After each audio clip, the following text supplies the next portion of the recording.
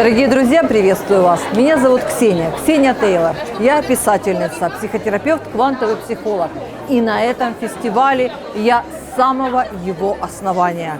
И буду приходить каждый раз, когда будет проходить этот фестиваль «Летучий корабль». Почему? Потому что, когда я сюда прихожу, я заряжаюсь таким невероятным количеством позитивной энергии. Меня окружают люди, которые желают трансформироваться, желают идти вперед, меняться, менять свою жизнь.